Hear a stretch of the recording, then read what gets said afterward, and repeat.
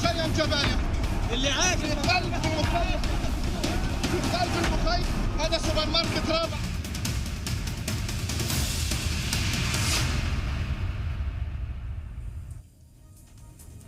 आदाब जी, सलाम। देख रहे हैं आप, आपके साथ मैं हूं रम खान। इजराइल और हमास की जंग में जहां एक तरफ पूरी दुनिया दो खेमों में तकसीम हो चुकी है, वहीं मुस्लिम दुनिया भी अब दो ग्रुप्स में बटी हुई नजर आ रही है। कुछ मुस्लिम मुल्क तो खुलेआम फिलिस्तीन की हिमायत में खड़े हुए हैं। एक तरफ ईरान और सऊदी अरब ने इस मामले पर मुलाकात की है। यूएई ने इजराइल और गाजा में मौजूदा तशद्दुद के लिए हमास को जिम्मेदार ठहराया है। ईरान भी खुलकर हमास की हिमायत कर रहा है और इजराइल पर सीधे उंगली उठा रहा है।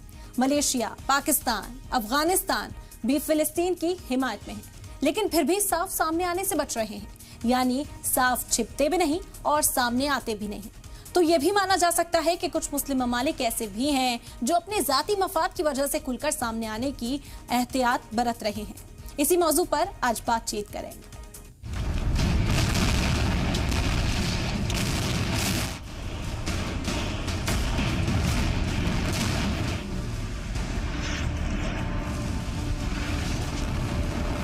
مخيم جباليا اللي عايش في قلب المخيم، في قلب المخيم هذا سوبر ماركت رابع.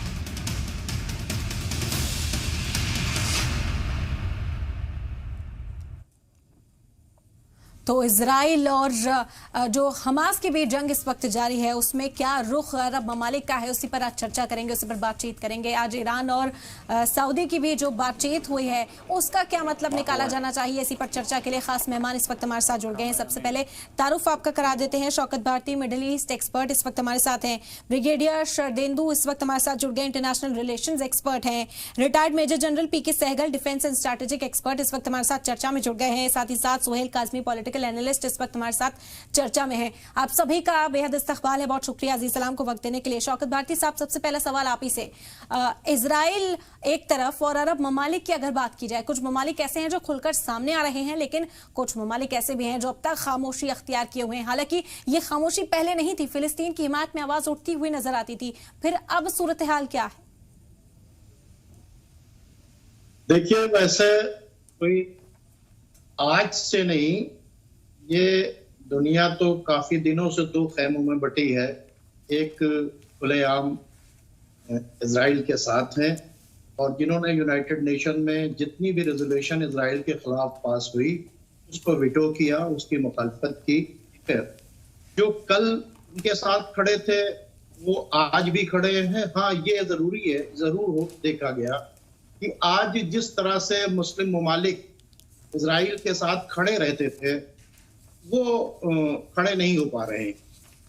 वजह क्या है कि अवाम जो है वो पूरी तरीके से नाराज है, और अवाम को ये पता है कि यूनाइटेड नेशन में आज तक जितनी भी करारदाद पास हुई है उनमें से किसी के ऊपर अमल नहीं हुआ, और जिसका नतीजा आज इजराइल ने पूरी तरीके से क्या किया है कि गजा को बॉम्ब से पाट दिया है। तो ये जो जुल्म हो रहा है ये कोई आज की बात नहीं। दूसरी बात ये है कि जो लोग इजराइल के साथ खड़े हैं, तो ईरान के रेवोल्यूशन के बाद खुलकर फिलिस्तीन की हिमायत के अंदर ईरान खड़ा था, वो आज भी खड़ा है। हाँ, हालात ये हैं कि इस वक्त सिर्फ ईरान ही नहीं खड़ा है, धीरे धीरे ओआईसी के तमाम कंट्रीज भी फिलिस्तीन के खिलाफ आवाज उठाने लगे हैं जी। और यहाँ तक कि सऊदी अरब जो है वो भी इस वक्त जो है ईरान के साथ खड़ा हुआ है, और खड़े होने के बाद वो भी इस बात को कह रहा है कि फिलिस्तीन के साथ ज्यादती हुई है जी। तो जो दो खेमों की बातचीत है, आज आप देख लीजिए कि किस तरह से बाइडन ने आकर सीधे तौर के ऊपर इजराइल को सपोर्ट किया, और ना सिर्फ उन्होंने जबानी सपोर्ट किया बल्कि असलहा भी भेजा, अपने मिनिस्टर को भी भेजा, पूरी तरीके से सपोर्ट किया। और जो झूठ फैलाया गया इजराइल का कि भाई 40 बच्चों को ज़िबा कर दिया, उस झूठ में भी पूरे तरीके से बाइडन ने नेतन्याहू को सपोर्ट किया। तो ये चल रहा है, लेकिन इस वक्त हालात ये हैं कि अब लेबनान के अंदर भी खुली हुई मुखालफत हो रही है, जी। जॉर्डन में भी मुखालफत हो रही है, सीरिया में भी मुखालफत हो रही है। अरब कंट्रीज के पूरी अवाम जो है वो फिलिस्तीन के साथ खड़ी हुई है। बिल्कुल बिल्कुल, इसी पर चर्चा आगे करेंगे। ब्रिगेडियर शरदेंदु साहब भी इस वक्त हमारे साथ हैं। आप कैसे देखते हैं सूरत हाल को? क्या तकसीम होती हुई जो दुनिया है दो धड़ों में आपको भी नजर आती है? अरब ममालिक के रुख पर कई तरह के सवाल हैं कि आखिर खामोशी क्यों है, चुप्पी क्यों है उस तरफ? सबसे पहले मैं बता दूं कि आज की डेट में दो खेमों में दुनिया का बंटना, एक तो वेस्ट वर्ल्ड हमेशा से इजराइल के साथ रहा है, और जहां यूएस जिसका साथ लेता है, वेस्ट आंख बंद करके उसके पीछे चला जाता है। उसके जो है फ्रांस है, जर्मनी है, यूके है, ऑस्ट्रेलिया, जो भी वेस्ट की कंट्री है, उनका इंटरेस्ट है इजराइल के साथ बंधा हुआ दिखता है। लेकिन मैं इतना सरप्राइज होता हूँ कि 1948 से लेके आज तक ये स्ट्रगल चलता आ रहा है। अरब वर्ल्ड एक नहीं हो पाता है किसी भी इशू पे। क्या बंदिशें हैं, क्या मजबूरियां हैं आपकी, जो एक सही कॉज को आप सपोर्ट नहीं कर पा रहे हैं। ये धर्म का मामला नहीं है, रिलीजन का मामला नहीं है, ये इशू का मामला है। ये एक ऐसा इशू है कि इसको सेटल होना है। एक देश, यहूदियों को आप लाके वहां बता देते हैं, एक देश बना देते हैं। जिनका देश है उनको आप मार्जिनलाइज कर देते हैं और उनके हुकूक की बात नहीं करते हैं। और हुकूक की जब बात होती तो आप एक मत नहीं होते हैं। तो इस तरीके के अगर आप डिवाइड रहेंगे तो नेचुरली आपके इंटरेस्ट के ऊपर दूसरे इंटरेस्ट हावी होते हुए दिखेंगे। तो मेरा मानना है कि आज की डेट में भी देखिए, कोई हमास का एक्शन को कोई जस्टिफाई नहीं करेगा। जिस तरीके से उन्होंने टेररिस्ट एक्ट किया है वो कंडेनेबल है, निंदनीय है। ये ऐसा एक्शन नहीं होना चाहिए। लेकिन जिस तरीके से वेस्ट बैंक में आप का बार्बरिक एक्शन है इजराइल का, जिस तरीके से रमजान के महीने में जो मुस्लिम नमाज पढ़ने जाते हैं उनके ऊपर एट्रॉसिटीज होती हैं, डॉग स्क्वाड छोड़ा जाता है, ग्रेनेड मिलता है, तो वो भी एक पहलू है। जिस तरीके से वेस्ट बैंक में रिसेटलमेंट कॉलोनी को आपने टारगेट किया इजराइल, तो इजराइल का इस तरीके का एक्शन तो लगातार चलता रहा है। लेकिन जब आप वर्ल्ड ऑर्डर की बात करते हैं तो अरब वर्ल्ड को एक होना बनता है, धर्म के नाम पे नहीं, इशू के नाम पे। मेरा मानना है धर्म तो हमेशा अलग अलग विचार होंगे, धर्म के कई सारे पहलू होंगे, कई सारे सेक्ट होंगे, कहीं एक मत नहीं होगा, सबके अपने अपने विचार होंगे। लेकिन जो सही बात है उसको कहने में झिझक नहीं होनी चाहिए, उसमें एक मत होना चाहिए।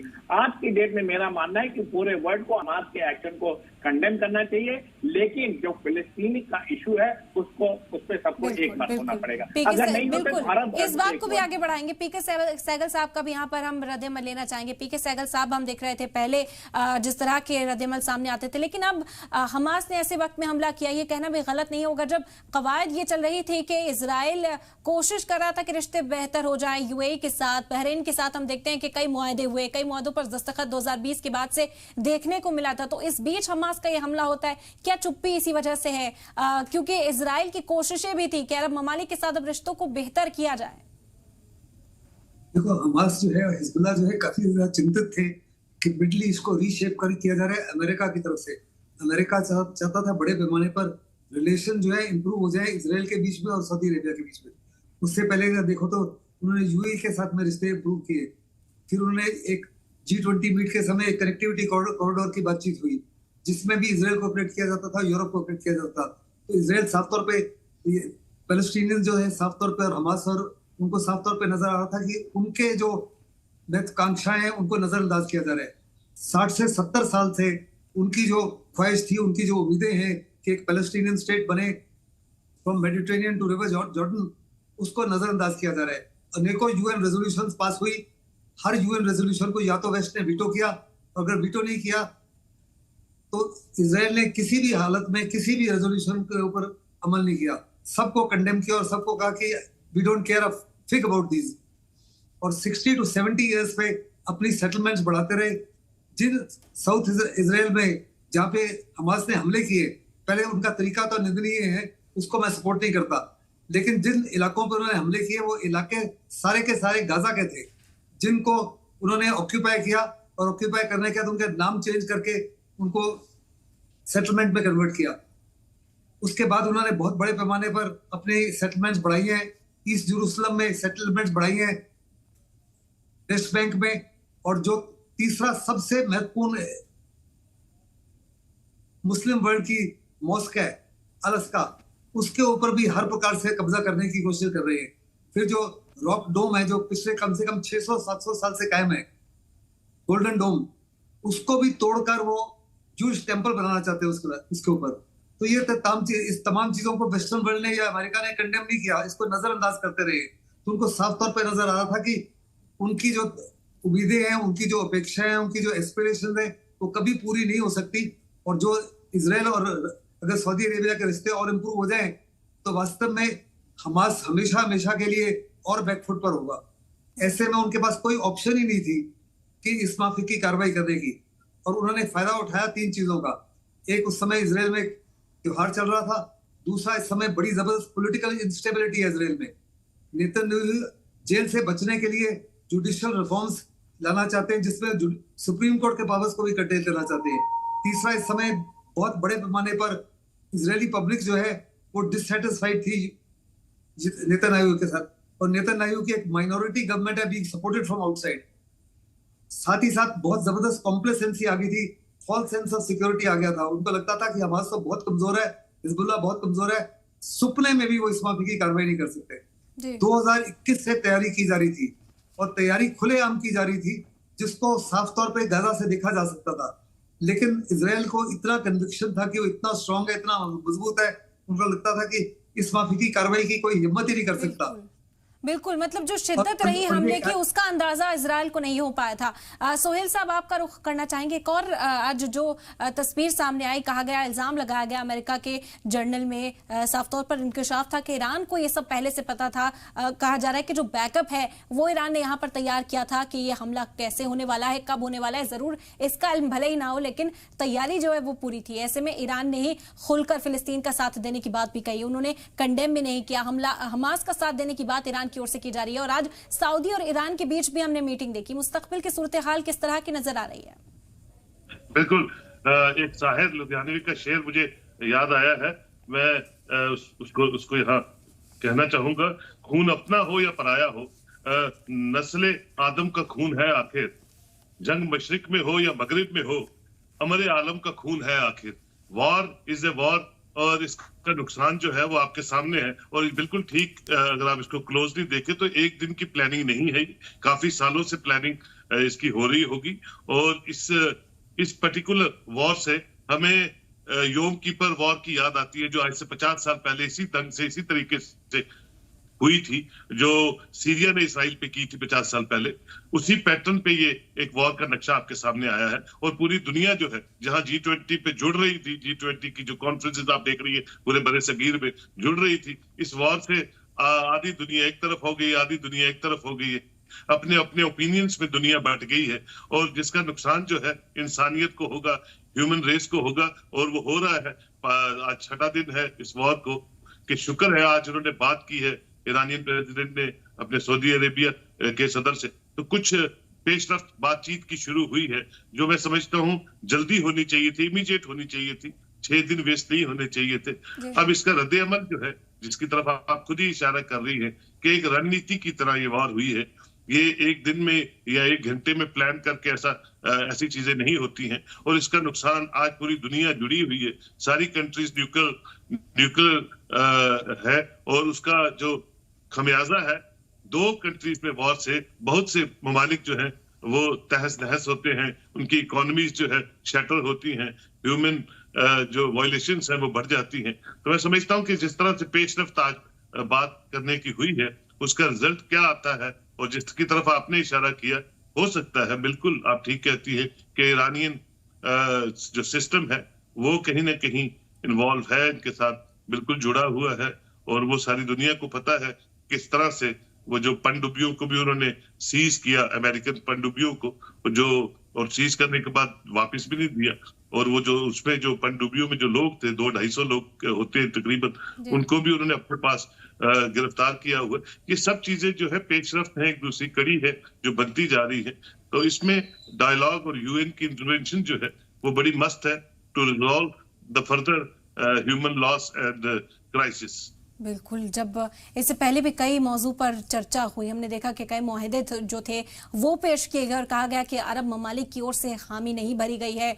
कई तरह से इस मुद्दे को सुलझाने की कोशिश की गई, लेकिन अब तक मुद्दा वहीं के वहीं बरकरार है। शौकत साहब, आपसे ये समझना चाहेंगे अब मुस्तकबिल में फिर सूरत हाल क्या होगी, क्योंकि हमास की मजम्मत न करना, सऊदी और ईरान का साथ आकर इस मामले पर बात करना, बल्कि तलखी देखी जाती है, एक इतिहास रहा है इनकी तलखी का, इनकी छुटपुट जो जिस तरह के सूरत हाल उस वक्त में बनते थे उसे ओवरकम करने की कोशिश की गई है। तो क्या लगता है कि अब इस मुद्दे को सुलझाने की तरफ एक पॉजिटिव कदम उठाया जाएगा, क्योंकि ये छोटी मोटी एक वॉर, एक्सचेंज ऑफ वॉर नहीं थी, अब कई दिन बीत चुके हैं और इसी वजह से संजीदगी जो है इस मामले में बढ़ने की जरूरत है। देखिए, सबसे पहली बात तो यह है कि जो फोकस किया जा रहा है वो प्रॉपर पिन पॉइंट फोकस नहीं किया जा रहा है। पिन पॉइंट फोकस ये नहीं है कि हमास ने इजराइल पर अटैक किया सरप्राइज। फोकस ये है कि ये इजराइल एक्चुअली कर क्या रहा है। ये वो इजराइल है जो 75 साल से फिलिस्तीनियों के लिए मुसीबत बना हुआ है। ये उन फिलिस्तीनियों के लिए मुसीबत बना हुआ है कि जब ये यहूदी फिलिस्तीन के समंदर में खड़े होकर फिलिस्तीनियों से कह रहे थे, उनके जहाज के ऊपर एक बोर्ड लगा था कि पूरी दुनिया ने हमें ठुकरा दिया, अगर तुम जगह नहीं दोगे तो हम इस समंदर में डूब के मर जाएंगे। यानी जिन लोगों को फिलिस्तीनियों ने अपने मुल्क के अंदर दुनिया जब पनाह नहीं दे रही थी, जिसने पनाह दिया उसका सुख इन्होंने छीन लिया इन्होंने। अब सवाल ये पैदा होता है, जब उनकी कोई बातचीत होती है तो उस पर जो है क्या होता है, यहां से लेकर यूनाइटेड नेशन तक जो सारी बातें होती हैं सिर्फ बात होती है, रेजोल्यूशन पास होता है, लेकिन किसी बात को ये नहीं मानते। और कोई आज से इजराइल हमला नहीं कर रहा, 2008 से लेकर 2023 तक, यानी 7 अक्टूबर से पहले 1.5 लाख फिलिस्तीनियों को मार दिया गया, जिसमें 33,000 बच्चे थे। इससे पहले भी लगातार झड़प होती रही, यानी झड़प होती रही, लोग बैठते रहे, लेकिन किसी ने इजराइल की गलती को फोकस करके, इजराइल को कंपेल करके सही बात को मनवाने की कोशिश नहीं की। अभी भी जो बातचीत चल रही थी, इसमें हुआ क्या था कि सऊदी अरब और अरब कंट्रीज से बात करके, यानी हम क्या करें कि ये मुद्दा जो है ना हल करें, बल्कि हम रिलेशन अरब रूलर से कर लें। तो ये कौन सी बातचीत है कि फिलिस्तीन को कोई राइट ना दिया जाए, उनके सारे राइट्स छीन लिए जाएं। गजा को एक ओपन जेल बना रखा है जहां के ऊपर उनका जीना दूभर कर रखा है।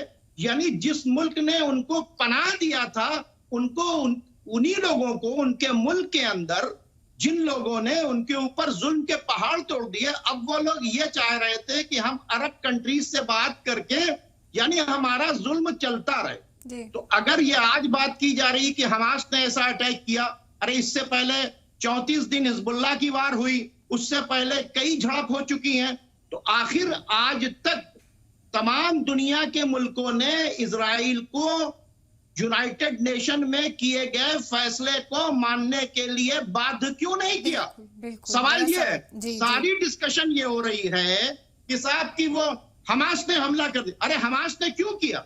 जो लोग कल पत्थर से लड़ रहे थे, यानी वो लोग जो पत्थर से लड़ते थे और आपके टैंक के ऊपर पत्थर फेंक रहे थे, आज उनके हाथ में रॉकेट कैसे आए? क्या वजह हुई कि आज वो इतने पावरफुल हो गए कि वो इजराइल के अंदर घुसकर अटैक कर रहे हैं? और आज भी आपकी हैसियत नहीं है कि उनसे ग्राउंड बैटल कर ले। आपकी पोजीशन ये है, आप एयर रेड जो कर रहे हैं, ये इस बात का सबूत है कि ग्राउंड बैटल करने की आज भी फिलिस्तीनियों से हिम्मत नहीं है। ठीक है, फिलिस्तीनियों को जो सवाल आपने उठाया, ठीक है, इस पर अब जवाब तलाश करते हैं। शरदेंदु साहब, जिस तरह शौकत साहब ने कहा कि जो पिन पॉइंट है उस पर तो बातचीत की ही नहीं गई आज तक।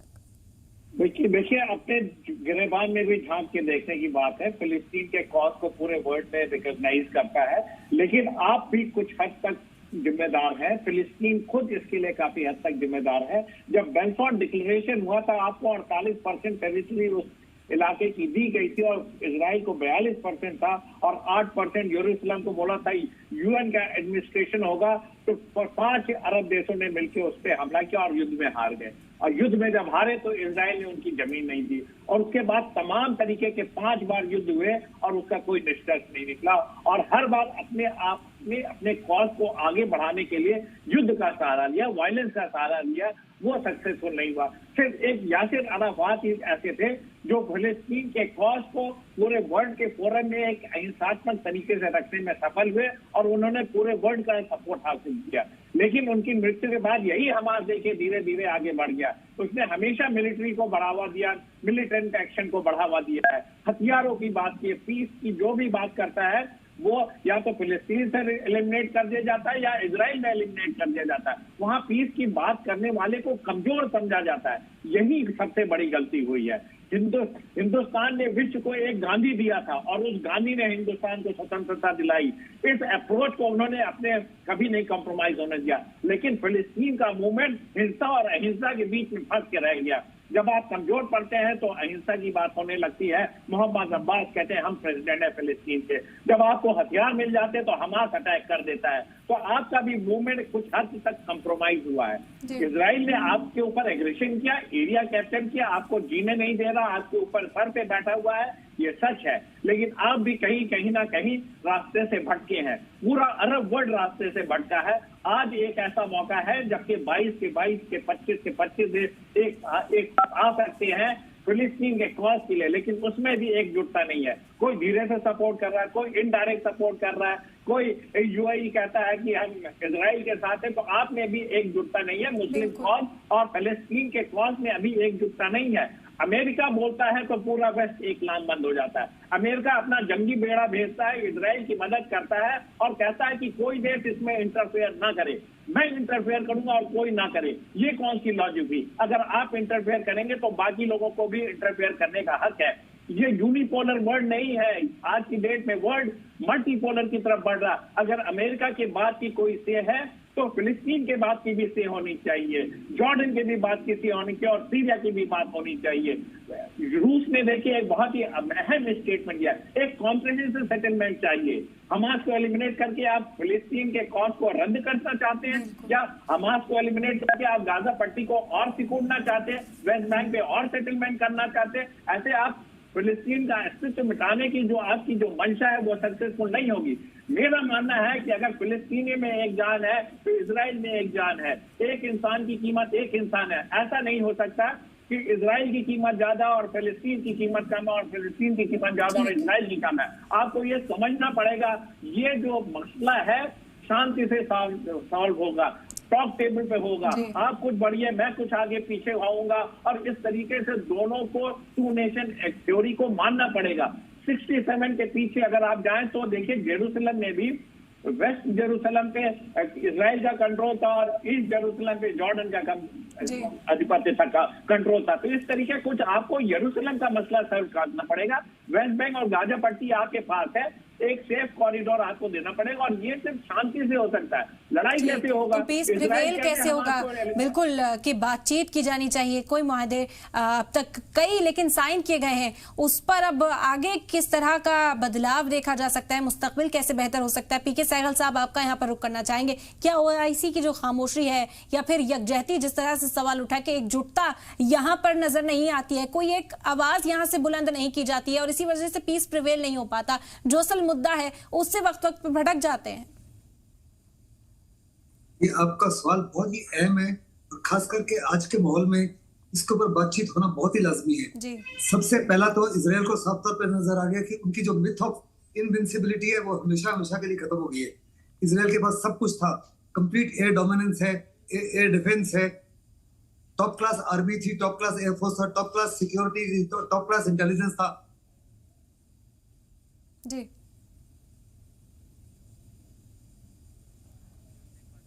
हुई है। आज तक जितनी भी लड़ाइयां हुई हैं उसमें ज्यादा नुकसान बाकी अरब नेशंस को हुआ है। पीके सहगल साहब, आपकी बात सुनेंगे। इस पर टेक्निकल थोड़ी प्रॉब्लम यहाँ पर आ रही है। सोहेल साहब, आपका रुख करते हैं, यही आपसे समझना चाहेंगे। ओआईसी की यकजहती पर यहाँ सवाल उठ रहा है, क्यों अरब ममालिक के अलग अलग बयान हैं? कोई हमास की मजम्मत कर रहा है, कोई फिलिस्तीन के साथ तो है, हमास की मजम्मत करता हुआ नजर नहीं आ रहा, कोई इजराइल के खिलाफ बोलने को तैयार नहीं है। ये कैसे सूरत हाल जो है बेहतर हो? देखिए, अगर आप क्लोजली देखें कि अमेरिका की जो पॉलिसीज है, खासकर ट्रंप के आने के बाद ट्रंप की हुकूमत के बाद वर्ल्ड सीन जो है, वर्ल्ड सिनेरियो जो है, टोटल बदला है as far as relations between the different countries are concern, और डिप्लोमेटिकली भी चेंज आई है सारे ममालिक में ट्रंप की रूल के बाद। और उसमें इंडिया का स्टांस भी क्या रहा नेहरू के टाइम या इंदिरा के टाइम या उनके बाद के टाइम, और आज का स्टांस कैसा है मोदी के वक्त का, आपके सामने ही है। तो चेंज आई है माइंड सेटअप में, और वो जो चेंज ऑफ माइंड सेट हुआ है वो कहीं ना कहीं इंटरनेशनली है, और उसमें हर मुल्क का दूसरे मुल्क के साथ क्या फायदा और नुकसान है वो मुल्क उस तरह से देखता है। और जहां वर्ल्ड सीन पे इकट्ठे होने की बात है वहां एकजुटता नहीं बन रही है, जो मैं समझता हूं अनफॉर्चुनेट है। जहां तक मैंने पहले कहा ह्यूमन राइट वायलेशंस का ताल्लुक है, उस पे हमें बात करनी चाहिए, चाहे यूएन रेजोल्यूशंस की बात हो या ओआईसी की बात हो, कोई भी हो, वहां इमीडिएट आगे आना चाहिए, जो हो नहीं रहा है।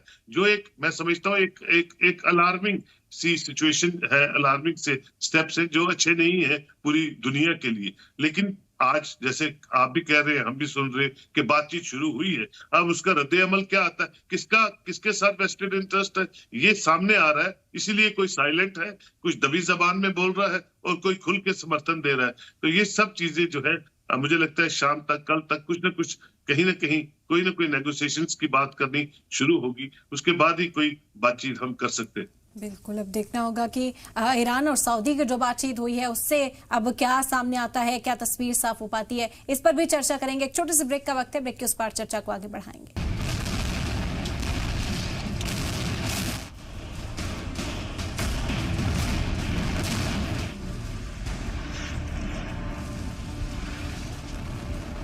مخيم جباليا اللي عايش في قلب المخيم، في قلب المخيم هذا سوبر ماركت رابع।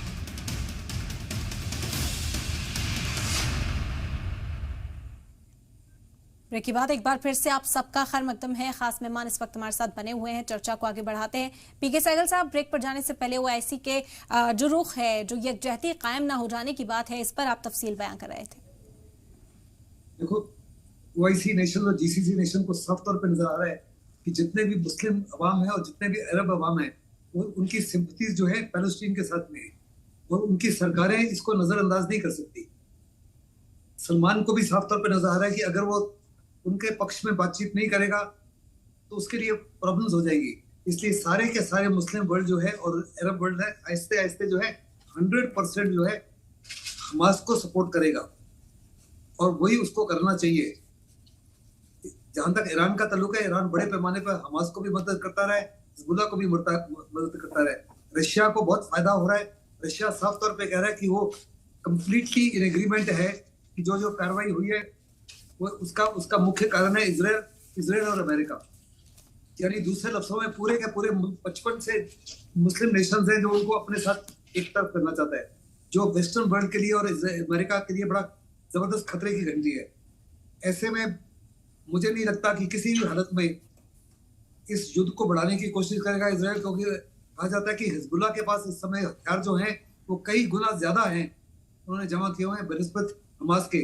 और अगर हिजबुल्लाह भी खुल के अंदर आ गया, सीरिया भी आ गया, लेबनान भी आ गया, तो इसराइल के लिए बहुत ही जबरदस्त चिंता की घड़ी होगी, मुसीबत की घड़ी होगी, मल्टी फ्रंट वॉर हो जाएगा जी। और पहली बार इसराइल को साफ तौर पर नजर आ रहा है कि ये एक तरफा युद्ध नहीं है, हर खेल में दो खिलाड़ी हैं, और इस बार दूसरा खिलाड़ी उतना ही मजबूत है जितना इसराइल है।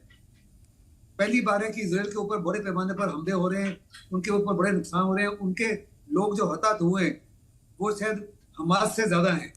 ऐसे में उनको साफ तौर पे नजर आता है उनका अवाम ही उनको फोर्स करेगा अपनी सरकारों को over after a period of time कि बड़ा लाजमी है कि शांति के लिए वो पैलेस्टीनियन स्टेट को एक्सेप्ट करे।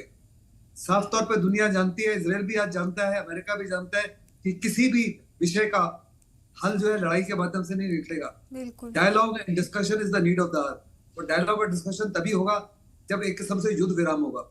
इस समय अगर नेतन्याहू युद्ध विराम करते हैं तो उनकी कुर्सी डगमगा जाएगी, क्योंकि सारे के सारे उनसे पूछेंगे कि इतना शक्तिशाली होने के बावजूद, इतनी टॉप इंटेलिजेंस होने के बाद में, इतनी बड़ी फोर्सेस होने के बाद में, इतना बड़ा सिक्योरिटी सिस्टम के बाद में इतना बड़ा सरप्राइज कैसे हुआ, इतना बड़ा नुकसान उनको कैसे हुआ। ये सवाल तो आज भी उठने शुरू हो गए, लेकिन for the time being the entire nation is come together in support of Netanyahu, और उन्होंने एक यूनिटी गवर्नमेंट फॉर्म किया है, लेकिन it's only a temporary thing. आहिस्ते आहिस्ते ये सवाल पूछे जाएंगे और नेतन्याहू इसका जवाब नहीं दे पाएंगे। ठीक, बिल्कुल। मैं चाहूंगा अगर इजराइल गलती मत करे ग्राउंड इन्वेजन की। अगर ग्राउंड इन्वेजन की गलती करता है तो उनको road to road, building to building, urban area में फाइटिंग करनी पड़ेगी, जिसमें उनके कैजुअलिटी जो है कम से कम 3 से 4 गुना बढ़ जाएंगे जी। हमास जो होंगे बिल्डिंग में वो छुपे होंगे, जो अटैकर्स हैं वो आउट इन द ओपन होंगे, उनकी कैजुअलिटीज अप्रोक्सीमेटली 3 to 4 टाइम्स ज्यादा होंगी और कुछ नहीं निकलने वाला। अरब वर्ल्ड या मुस्लिम वर्ल्ड है चुप नहीं रहेगा। 2.3 मिलियन लोगों को इजराइल ने कैद किया हुआ है पिछले 16 साल से। हर प्रकार से उनकी लैंड, एयर एंड सी से उनको ब्लॉक किया हुआ है। उनके ह्यूमन राइट्स की वायलेशन है। हर उनका खाना पीना, पानी, बिजली, सब कुछ, गैस, सब कुछ बंद कर दिया है। यहाँ तक कि हॉस्पिटल्स को अटैक किया जा रहा है। तो 2.3 मिलियन लोगों की जो इस समय हालात हैं बहुत ही बदतर हैं। और अगर इजराइल ने ये अपना जंग जारी रखा तो यकीनन ये लड़ाई बहुत बड़ी बढ़ जाएगी और वो इजराइल के हित में नहीं होगी। सबसे ज्यादा नुकसान जो होगा इस लड़ाई का वो इजराइल को खुद होगा। बिल्कुल। शौकत भारती साहब से समझेंगे। शौकत साहब, कहा जा रहा है इजराइल को भी तो नुकसान है इसमें। बातचीत का रास्ता अख्तियार करने की कोशिश की जाती है। हम देख रहे हैं कि दोनों ही ओर से, चाहे वेस्टर्न पावर्स हो या फिर अरब ममालिक हो, कहा जा रहा है कि अब इस मुद्दे को हल करना चाहिए क्योंकि आम जिंदगियां यहाँ पर जो है वो महफूज नहीं है और जो हक हुकूक हैं लोगों के वो नहीं मिल रहे हैं। तो फिर चैलेंजेस कहाँ पर हैं? फेलियर पूरे सिस्टम में कहाँ नजर आता है? देखिए, किसी बीमार का इलाज करने के लिए पहले उसकी पूरी रिपोर्ट डॉक्टर्स को पास सामने रखना होगा। शर्त यह है कि इलाज करना चाहता है डॉक्टर या नहीं। वही हाल है, पहले चीजों को देखना होगा। इजराइल, आप गूगल पर जाइए, टाइप कीजिए, ग्रेटर इजराइल का नक्शा बनाकर इजराइल ने डाल रखा है। उसमें दरियाए नील से लेके दरियाए फुरात तक, है ना, सिर्फ इजराइल के अंदर की बातचीत, फिलिस्तीन के अंदर की बातचीत नहीं है। इजराइल तो ग्रेटर इजराइल बनाना चाहता है, ठीक है, उसका नक्शा पड़ा हुआ है, यानी उसका हेड एजेंडा क्या है? ग्रेटर इजराइल बनाना। दूसरी जो बुनियादी बातचीत है कि बैतुल मुकद्दस जो पूरी दुनिया के मुसलमानों का किबला अव्वल है, उसको गिराकर वहां पर हैकल सुलेमानी नस्ब करना चाहता है। सिर्फ उसका यही एजेंडा नहीं है। अब सवाल ये पैदा होता है कि आप क्या करने जा रहे हो? जहां 3 फेथ का मामला है, जहां यहूदियों के भी फेथ का मामला है, ईसाइयों के भी फेथ का मामला है, मुस्लिम्स के फेथ का मामला है, वहां पर ऐसा कुछ करना चाहिए कि तीनों लोग अपने अपने हिसाब से अमल करें। इजराइल ये चाहता है कि बैतुल मुकद्दस को गिराकर वहां पर हैकल सुलेमानी नस्ब कर दिया जाए। इजराइल ये चाहता है ग्रेटर इजराइल बनाने के बाद इराक का भी इलाका, सीरिया का भी इलाका, जॉर्डन का भी इलाका, सऊदी अरबिया का भी इलाका, ये सारे इलाकों के ऊपर कब्जा। ये कोई छुपा ढकी बातचीत नहीं है। मुझे तो बड़ा अफसोस लगता है कि क्या वेस्टर्न कंट्री को ये नहीं दिख रहा है कि उसने अपने फ्लैग के दोनों तरफ जो ब्लू लाइन डाल रखी है, एक दरियाए फरात है और एक दरियाए नील, यानी दोनों जगह उनको इजराइल चाहिए। और ये सब कुछ जानने के बावजूद वेस्टर्न कंट्रीज किसको सपोर्ट कर रहे हैं? इजराइल को सपोर्ट कर रहे हैं। तो जब आप इजराइल को सपोर्ट करते चले जाएंगे, सबसे पहले अमेरिका आगे खड़ा हो गया इजराइल के सपोर्ट के अंदर है, तो इसके मतलब क्या इजराइल इतना कमजोर है कि एक हमास जैसी ऑर्गेनाइजेशन से नहीं लड़ सकता था जिसके लिए अमेरिका को आना पड़ा? या अमेरिका ने आके ये बताया है कि इजराइल जो कुछ करेगा हम उसको करने देंगे? अब ये है कि ये सब कुछ इसलिए चल रहा था कि अरब रूलर्स जो थे वो अमेरिका और इजराइल के पिट्ठू बने हुए थे। इस वक्त हालात ये हो चुके हैं कि अवाम अपने रूलर्स के खिलाफ है। अगर वो नहीं खड़े होंगे तो उनको लोग उलट देंगे। अब मजबूरी होगी कि मुस्लिम वर्ल्ड खड़ा होगा। अब मजबूरी होगी कि उसको चारों तरफ से इजराइल के ऊपर अटैक्स होंगे और अमेरिका के ऊपर भी अटैक्स होंगे। तो जब तक आप पूरी सिचुएशन को नहीं समझेंगे, आप देखिए 6 दिन से एयर रेड्स हो रही हैं। हाँ, पूरा वेस्ट खामोश तमाशाई बना हुआ है। उनकी बिजली काट दी, उनका पानी काट दिया, उनको दवा नहीं दे रहे, उनको कुछ नहीं कर रहे, और सारा रोना वही हमास के ने जो ठीक है, बेगुनाहों को मारा, ठीक उसको है बिल्कुल शरदेंदु कंडेम साहब, करना ठीक है शरदेंदु साहब के पास चलते हैं, क्योंकि हमने सऊदी का रुख देखा। सऊदी अरब की ओर से कहा गया कि गाजा के जो भी हालात हैं इसके पीछे इजराइल जिम्मेदार है। इजराइल ने जिस तरह फिलिस्तीनियों के हक हुकूक मारे हैं, एक तरह से सऊदी ने हमास का जो हमला है उससे भी कंडेम नहीं किया, साथ ही साथ इस मामले में अब इजराइल की मुखालफत करता हुआ नजर आया। और ईरान से आज मुलाकात भी हुई है। जिस तरह कहा गया कि आवाम जो है वो फिलिस्तीन के साथ है, इस पर हमने भी चर्चा की। तो मुस्तकबिल में क्या हालात आपको नजर आता है? रूस की ओर से भी जिस तरह का बयान आया वो भी बेहद अहम हो जाता है, क्योंकि अमेरिका इस वक्त इजराइल के साथ है, तो दूसरे खेमे में रूस भी दिखाई दे रहा है।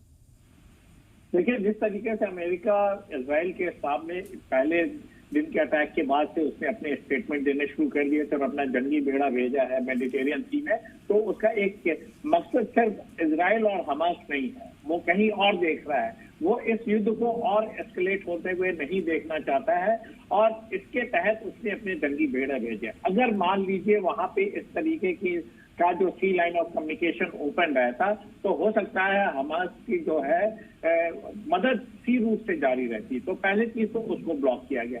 दूसरा जो है, जो पूरी दुनिया आज की डेट में जान रही है कि हमास पे क्यों बाहरी सपोर्ट है। बाहरी सपोर्ट कहाँ से आ सकता है? मिस्र से आ सकता है कि ईरान से आ सकता है कि इराक से आ सकता है कि और ऐसे जो टेररिस्ट ऑर्गेनाइजेशन है उनसे मदद आई है। और बहुत समय से ये भी कहा जा रहा है कि जो यूक्रेन से स्मगल्ड होके बाहर आए वो हमास के पास पहुंचे। तो कई तरीके की आशंकाएं थी। इसके तहत अमेरिका ने अपने जंगी बेड़ा भेजा। और रसद का जो जहां तक सवाल है, जहां तक हथियारों का सवाल है, देखिए 4 दिन का युद्ध आज 6वां दिन है। इजराइल बहुत बड़ी बड़ी बातें करता था, मिलिटरली बहुत सक्षम है, बहुत सारा आसना है, टेक्नोलॉजी वाइज ये बहुत एडवांस है, लेकिन जो ग्राउंड पे सिचुएशन है, 4 दिन के अंदर ही आपके हथियार कम पड़ गए। 4 दिन के ही अंदर आपको बाहरी मदद की जरूरत पड़ गई।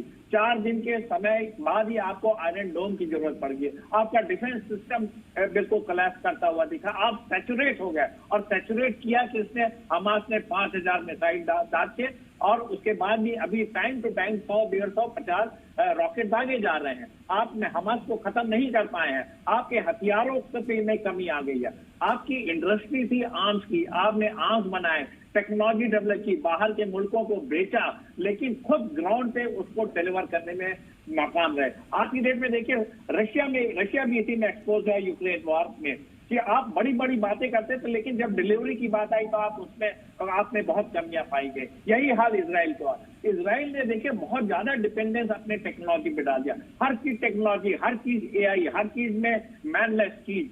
लेकिन जब आदमी उसको मैन नहीं करेगा तो कोई भी पैराग्लाइडर लेके चला जाएगा, कोई बुलडोजर लेके आपके फेंस को तोड़ के आपके इलाके में पेनिट्रेट कर जाएगा। तो बेसिक जो चीज है, अगर आप कोई बैरियर क्रिएट करते हैं तो उसको ऑब्जर्वेशन और फायर द्वारा डोमिनेट करना है। उनको मैन आप मशीन से मैन को नहीं रिप्लेस कर पाएंगे।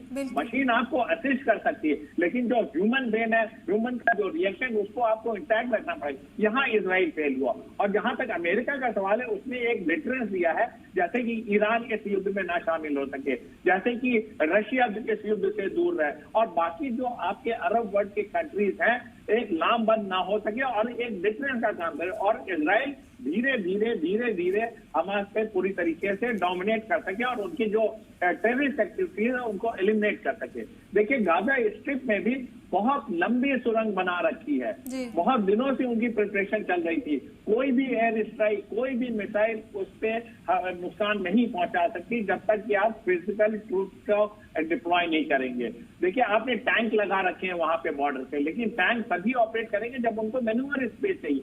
मैन्यूवर स्पेस है नहीं, स्ट्रीट बहुत नैरो है, तो आपको फुट ऑन सोल्जर्स को डालना पड़ेगा। जब सोल्जर्स इस तरीके के लिए जाएंगे, house to house, lane to lane clear करेंगे, तो बहुत कैजुअलिटी होगी। तो लिहाजा मेरा मानना है कि अमेरिका का जो स्टैंड है वो एक डिफरेंस का काम करता है, और साथ में बोला कि कोई इसमें ना पड़े, जैसे कि इस सिचुएशन से निकला जा सके। तो ये स्थिति ठीक नहीं है। लेकिन एक चीज मैं कहना चाहूंगा, अरब वर्ल्ड, जो मुस्लिम वर्ल्ड को एक होना पड़ेगा फिलिस्तीन के कॉज के लिए। ये नहीं कि इजराइल को हमें नीचा दिखाना है, ये है कि हमको अपने हक की लड़ाई लड़नी है। बिल्कुल, और फिलिस्तीनियों के जो हक हुकूक हैं वो उन्हें दिलाने हैं। इस तरह से आवाज को बुलंद करने की जरूरत यहाँ पर महसूस की जानी चाहिए, और कमी कहाँ पर है वही तलाशने की कोशिश कर रहे हैं। इस चर्चा को आगे बढ़ाएंगे, एक और छोटे से ब्रेक का वक्त है।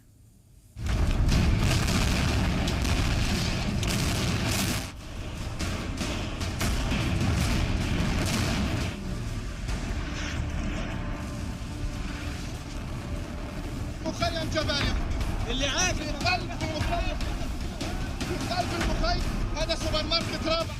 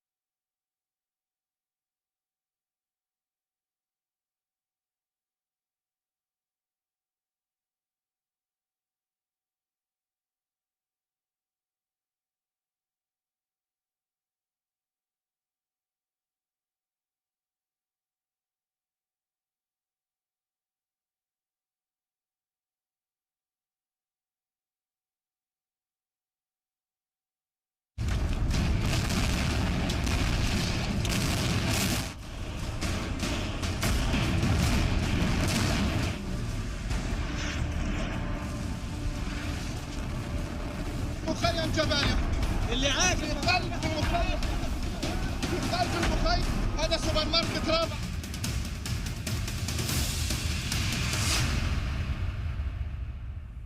ब्रेक के बाद एक बार फिर से आप सबका खैर मकदम है। चर्चा को आगे बढ़ाते हैं। पीके सहगल साहब, आपका रुख करना चाहेंगे। तस्वीरें हमने दोनों तरफ की देखी।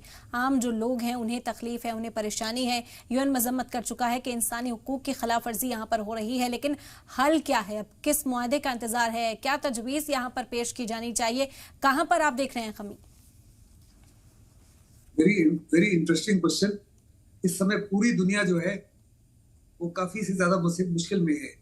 कोविड-19 की वजह से पूरी दुनिया की इकोनॉमी बैठ गई। यूक्रेन और रशिया वॉर के समय और बैठ गई। एनर्जी सिक्योरिटी से दुनिया दुखी है, फूड सिक्योरिटी से दुखी है, हेल्थ की प्रॉब्लम्स है, इन्फ्लेशन आसमान को छू रही है, करेंसीज की वैल्यू गिर गई है। और अगर एक और युद्ध इस वक्त शुरू हो गया तो सारी दुनिया, कोई नहीं चाहता, ना तो अमेरिका चाहता है कि युद्ध बढ़े, ना रशिया चाहता है, ना चाइना चाहता है, ना हिंदुस्तान चाहता है, ना इजराइल चाहता है, ना अरब वर्ल्ड चाहती है, ना मुस्लिम वर्ल्ड चाहती है। इस समय कोई भी लड़ाई नहीं चाहता। और सारों को मालूम है कि अगर इस समय लड़ाई और आती है इधर तो सारे विश्व को नुकसान होगा, इंक्लूडिंग इजराइल को। ऐसे में और हिंदुस्तान तो साफ तौर पे कहता है कि आज के माहौल में युद्ध जो है किसी भी मसले का हल नहीं है। आपको डायलॉग और डिस्कशन के माध्यम से ही रास्ता ढूंढना पड़ेगा। इसको निगाह में रखते हुए मुझे लगता है कि जबरदस्त प्रेशर डाला जाएगा अरब वर्ल्ड और मुस्लिम वर्ल्ड की तरफ से ऑन दी वेस्टर्न वर्ल्ड। अगर आप देखो, जितना यूरोप का ऑयल एंड गैस था, दे वर डिपेंडेंट ऑन रशिया ने उनको ऑयल एंड गैस देना बंद कर दिया, उन्होंने उनसे खरीदना बंद कर दिया है। तो उनकी डिपेंडेंसी मिडिल ईस्ट के ऊपर और बढ़ गई है। कि मुस्लिम एंड ओपेक, ये जो अरब कंट्रीज हैं, ओपेक को कंट्रोल करती हैं। ये वास्तव में अपनी प्रोडक्शन को कम कर देंगे ताकि ऑयल की कीमतें आसमान को छुए, जिससे यूरोप के ऊपर प्रेशर डाला जाएगा कि वो प्रेशराइज करे इजराइल को कि वो बातचीत के लिए तैयार हो, वो यूनिलैटरल सीज फायर करे। क्योंकि इजराइल को पहले सीज फायर करनी पड़ेगी। तो जब तक वो सीज फायर नहीं करता और ये लड़ाई बंद नहीं करता, कोई डिस्कशन का पॉसिबिलिटी नहीं है। दूसरा, वो प्रेशराइज करेंगे इजराइल को कि जो ह्यूमन राइट्स वायलेशन हो रही है गाजा में, मैंने कहा 2.3 मिलियन लोगों की जान खतरे में है। उनकी बिजली काट दी है, उनका खाना काट दिया, उनका पानी काट दिया, उनकी दवाइयां काट दी हैं, उनके सब कुछ काट दिए हैं। और पूरा एयर, लैंड और सी से उनको बंधक बना रखा है। 16 साल से दुनिया की सबसे बड़ी एक किस्म से ओपन जेल है।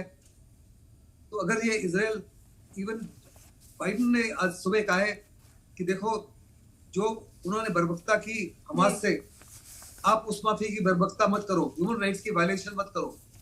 और कहा है उनको साफ तौर पे, आप सिविलियन टारगेट्स को मत बर्बाद कर, सिविलियंस को मत करो। बिल्कुल। इजराइल ने बड़े पैमाने पर सिविलियंस को नुकसान पहुंचाया है अंडर द गाइज की हम हमास को मार रहे हैं। हमास के अभी भी जो लड़ाके मारे गए, इजराइल के लड़ाके जो मारे गए उससे कम है, लेकिन हजारों की तादाद में सिविलियंस को बर्बाद कर दिया है और उनके पास कुछ भी नहीं है। कहाँ जाएंगे वो?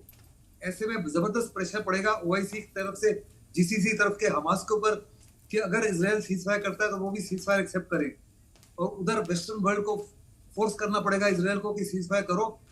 एंड अगर आप परमानेंट पीस चाहते हो तो आपको पैलेस्टीन स्टेट कायम करनी पड़ेगी। बिल्कुल। और वो स्टेट होनी चाहिए मेडिटेरेनियन से लेके जॉर्डन रिवर तक। ये तो वन कंटिन्यूअस स्टेट, ना कि इधर गाजा स्ट्रिप और उधर वेस्ट बैंक वगैरह। और जेरूसलम जो है उसका पैलेस्टीन का कैपिटल होगा, जिसको जबरदस्ती इजराइल अपना कैपिटल बनाना चाहता है, टेल अवीव से शिफ्ट करना चाहता है अपना कैपिटल वहां पर। अगर आपको याद होगा डोनाल्ड ट्रंप ने अपनी एम्बेसी भी वहां पे शिफ्ट कर दी। ये तमाम चीजें गलत हैं। वास्तव में भी इजराइल को रोल बैक करनी पड़ेगी वो तमाम सेटलमेंट्स जिनके ऊपर उन्होंने गैर कानूनी ढंग से कब्जा किया हुआ है। यूएन ने उस पर एग्री नहीं किया, किसी देश ने उसको एग्री नहीं किया, लेकिन अमेरिका ने उसको कंडेम नहीं किया, यूरोप वगैरह ने उसको कंडेम नहीं किया। और जहां तक यूएन रेजोल्यूशन है, इजराइल ने उनको कभी भी कबूल नहीं किया, उनको हमेशा ही ठुकराता रहा है। उसको गलत फहमी थी कि बहुत ही ज्यादा ताकतवर है जी। वो उसकी तो गलत फहमी थी। वही जो अभी तस्वीरें सामने आई, जाहिर सी बात है उसमें साफ हो गई ये भी तस्वीर जो आपने कहा। और आपने जिक्र किया कि अगर ऐसा किया जाए, अगर ये चाहा जाए, लेकिन वही सवाल है कि चाहत होगी कैसे, क्योंकि ओआईसी की यकजहती की बात कर रहे हैं, चाहे वेस्टर्न पावर्स की बात की जाए, फिलिस्तीन का जो अहम मुद्दा है, जो असल मुद्दा है, उस पर यहाँ पर बात की कमी महसूस की जाती है। अब हमास ने जिस तरह का रवैया अख्तियार किया, जैसे अटैक किया है, उसे कंडेम किया जाने लगा है। सोहेल साहब, आपसे समझना चाहेंगे, आज 6 दिन बीतने के बाद अब ईरान और सऊदी ने यह पहल की है कि बातचीत की है। दोनों लीडरान के बीच बातचीत भी नहीं थी, राब्ता हम देखते हैं ईरान और सऊदी का काफी वक्त बाद हुआ है। दोनों लीडरान के बीच जो चर्चा हुई है और इस जंग को लेकर हुई है, क्या आपको लगता है अब सूरत हाल में कुछ तब्दीली, कुछ हद तक बेहतरी होगी? बिल्कुल, मुझे लगता है और पूरी होप है कि बातचीत का सिलसिला जो है किसी न किसी रद्द अमल पे जरूर पहुंचेगा। क्योंकि आप देखिए कि बेसिक जो क्वेश्चन है वो जब भी बातचीत होगी कि जस्टिफिकेशन क्या, बेसिक जस्टिफिकेशन क्या थी वॉर की, जो इतना ह्यूमन लॉस उन्होंने कर दिया। और आहिस्ता आहिस्ता जैसे जैसे वक्त गुजर रहा है, 6 दिन है, लोग पूरी दुनिया जो है वो इस अटैक की को कंडेम कर रही है और जस्टिफिकेशन ढूंढने की बात कर रही है। और जस्टिफिकेशन अभी तक कोई इतनी जबरदस्त सामने आई नहीं है जो हमास जस्टिफाई करेगा कि वॉर क्यों की और वॉर की क्या पैरामीटर्स थे और इतना ह्यूमन लॉस कैसे मुमकिन है हुआ है। तो मुझे लगता है कि बातचीत ही, डायलॉग ही एक प्रोसेस है जो किसी भी क्रिटिकल से क्रिटिकल वॉर जैसी सिचुएशंस को जो है वो सबसाइड कर सकता है, रोक सकता है, या बातचीत से कुछ और चीजें सामने आएंगी जिसपे पूरा वर्ल्ड ओपिनियन जो है वो जरूर बदलेगा और कोई ना कोई मसले का हल जो है। क्योंकि सिर्फ इन 2 मुल्कों के बीच में जंग से सिर्फ इन 2 मुल्कों का नुकसान नहीं होता। मैंने पहले ही आपसे कहा, इससे पूरी दुनिया, जैसे मेरे से पहले किसी पार्टिसिपेंट ने कहा कि वर्ल्ड वार होने का अंदेशा हो सकता है या कुछ और मुल्क इसमें मुलविस हो सकते हैं और मुल्कों को नुकसान हो सकता है। तो कोई ना कोई, मैं समझता हूँ इस बातचीत से कोई ना कोई रास्ता जो है वो जरूर हमवार होगा डायलॉग को लेकर।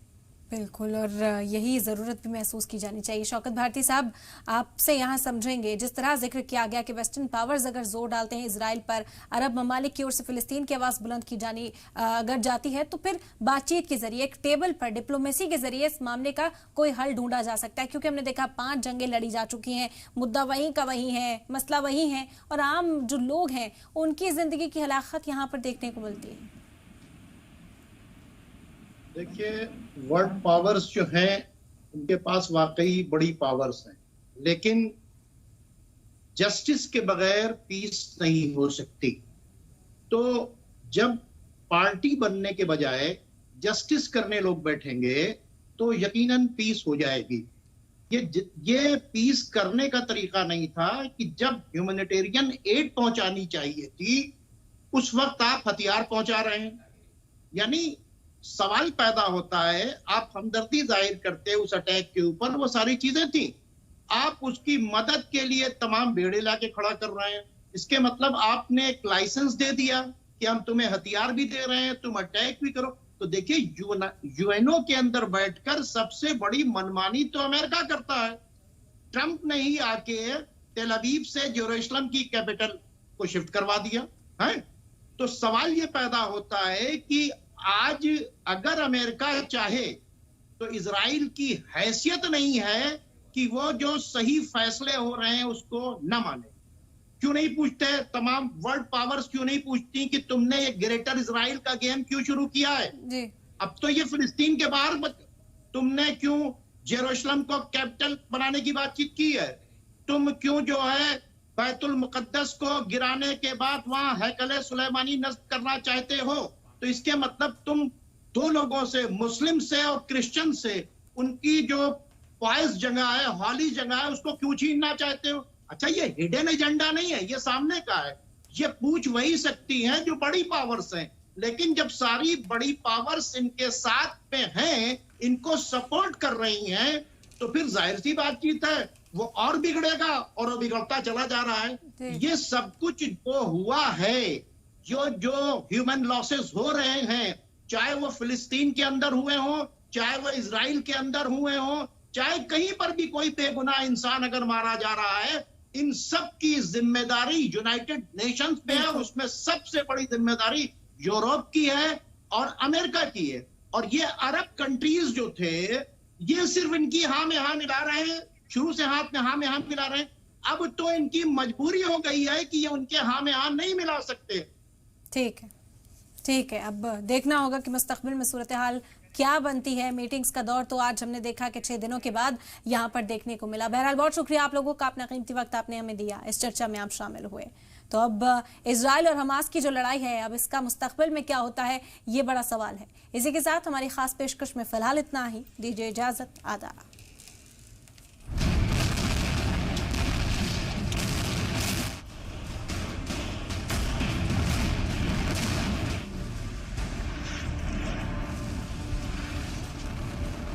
مخيم جباليا اللي عايش في المخيم